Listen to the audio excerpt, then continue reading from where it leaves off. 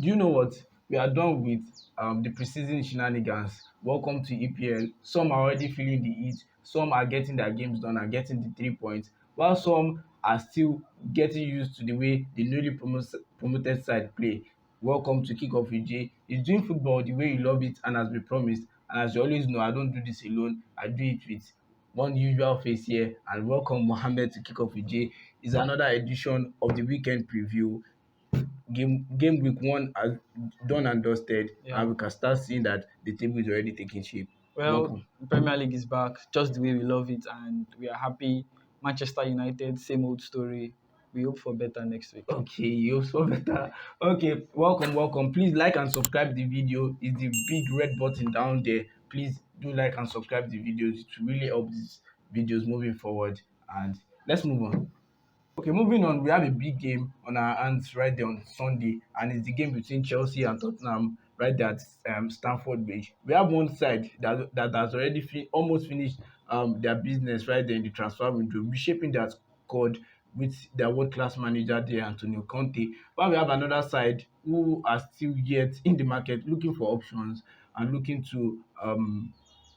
for that squad right there. And over the two games, over the last games they've actually played, we've had Chelsea 1-5 without Tottenham scoring any goals in those encounter. How do you see this one playing out? A big game for the Super Sunday right there in the EPL. Well, yes, the North London derby Yeah. promises to be exciting. I think Spurs have not had it easy against Chelsea in recent times. Like you said, the last 5 seasons, the way it has gone. But I think it's a new season, new energy, new vibe, and I'm backing Tottenham to break the hoodoo, Wow. even if Wow. it's at Stamford Bridge, because they seem to have more energy from Antonio Conte than that Chelsea team. So Antonio Conte didn't play most of the players he brought right there in the transfer window last game, and they won the game by whooping 4-1 against A Southampton. very good Southampton side. Very good Even Southampton with that, side. this thing, we saw the performance of Lavia in Southampton. It was Do you fantastic. think that's a threat for Chelsea to worry about? Well, I think it's something to sign new players, and it's another thing to integrate them into the team, because Very much so. if you put them into the team just like that, I think most of the time it backfires. So I think bit by bit, but I can bet he's going to keep that starting lineup that Okay. won against the Okay. Okay. Mavis. Okay. I think it's a battle of two sides. One, a side that has a very much good defense, while a side that has a very much new or exciting attack. If you look at the Son, Kane, and Kulusevski partnership, it has Even been Ryan wonderful. Sessegnon is doing great things Yes, on the since left the wing back. 2021 season or since last season, it has been wonderful. Doing very much well in that attack, and it's a side against the likes of Thiago Silva, against the like of Koulibaly, Cesar Azpilicueta. A lot of experience is flowing around that defense line. Do you think the more solid side get to win this game, or the one with the better attack get to Well, it win it? depends on the way the two managers decide to shape up. Yeah. But I'm definitely sure the two teams will give their all. You could see Marco Cucurella make his full debut against Tottenham, but we expect fireworks from the game. It's a North London derby. The two teams are coming off a win, so I think the energy is there, and we'll be watching that one. Okay, good one. We'll be watching that one. Now we move quickly to Arsenal versus Leicester City, and Arsenal will be welcoming Leicester City to the Emirates Stadium. Arsenal have been very good right there in the preseason. First game, it wasn't looking that exciting, but they got the job done. How do you think they will Well, it's handle this? good game, because I think Leicester lost the 2-0 lead at Brentford Yeah. the last time out. And Arsenal did very well against Crystal Palace, although in the second half they dropped off. Yeah. And I don't think they would want to drop off like this.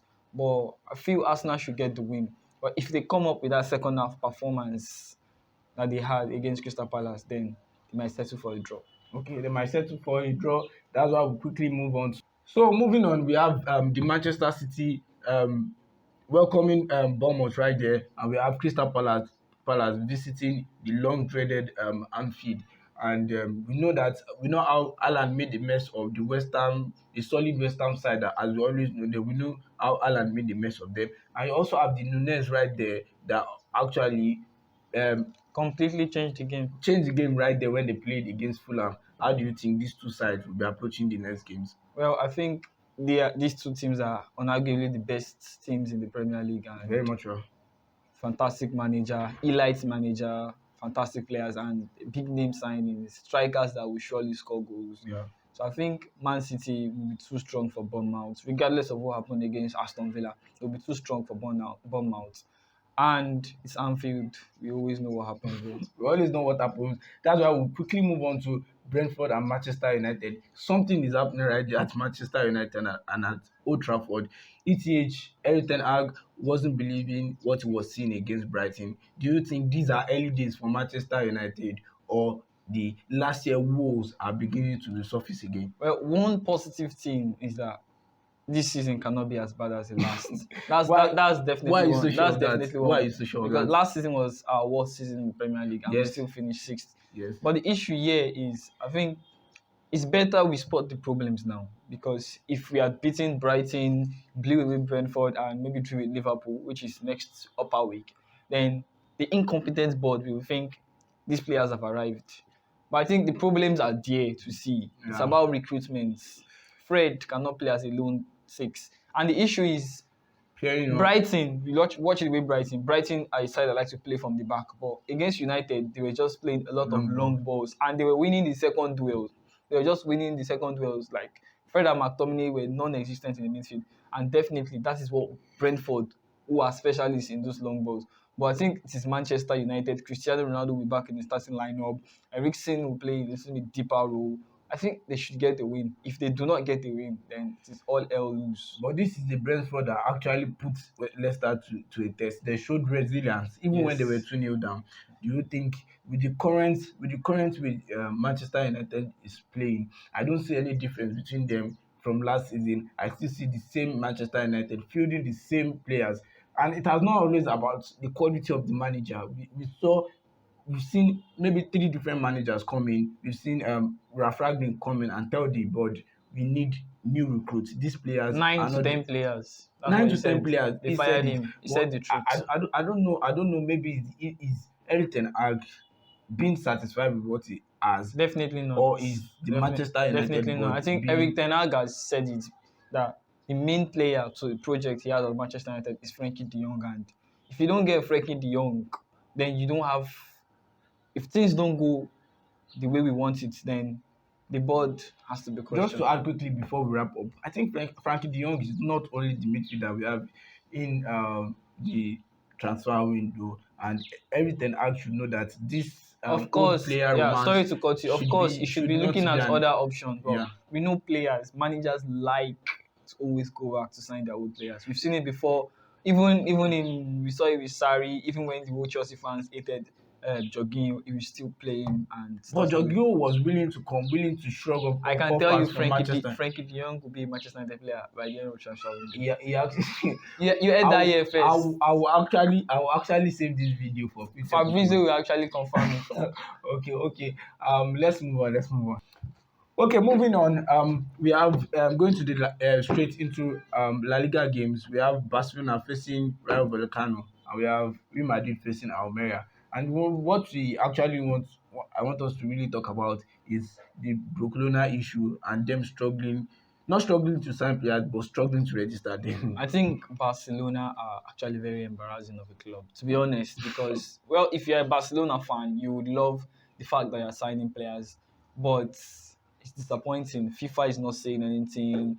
FIFA Pro is not saying anything. La Liga is not being proactive enough because you have not paid your players and you're signing players. It's actually very embarrassing. I've seen them exploit the weakness in certain players' contract and forcing them down there to Martin take Braithwaite, pay Frankie De cuts. Jong, Yes, Memphis they're like Depay. looking for weakness and saying We saw some it part with of the Umtiti contract as well. are illegal or something, and it's quite sad. It's disappointing. Very, very much disappointing, and I don't know why you sign players when you are yet Give to them even FT pay. contracts, Yes, I don't know why you sign players when you are yet to even pay the ones you have left. but we shouldn't allow that. Get distracted. The La Liga is back. Hopefully, when they register their players, they'll play beautiful football. Barcelona and Real Madrid, champions of the world. Like we almost skip that part. I think they will also get a win too as well. Yes, yes, And we yes. should just give We need to Karim. We spark should up give right there. Karim Benzema. Just give him the Ballon d'Or. no questions asked, because I Yes. don't see anyone that has outperformed the lovely Frenchman right there in Real Madrid right there. And what a better place to actually get the Ballon d'Or than the Santiago Bernabeu. So let's just look at the Serie A, the AC Milan, the Inter Milan with Lukaku back there on loan, and Juventus making some signings already and trying to shape their squad. Do you think the Serie A will be competitive next season? Of course, we want it This to season, be sorry. we want it to be competitive, but I have question marks on the signing that Juventus have signed. Philip Kostic, they signed Bremer. There are a lot of question marks because well, Pogba is back, but he's But AC injured. Milan won with less quality players to say. Yeah, They and I were think actually AC Milan players. have done. We shouldn't forget them. They've done good business. Yes, I don't really know some of the players they signed, but they've done good business as well. And the presence of the small god, Zlatan. Zlatan Ibrahimovic right there. So So that's a wrap on kickoff with Jay. This is what we love doing. Football at its best, football analysis, and we can't really wait for the weekend to start. Right there, Abid Mohammed. yes, And thank you for watching. Please don't forget to like and subscribe. and share this video too as well. Thank you very much, and bye. Bye bye.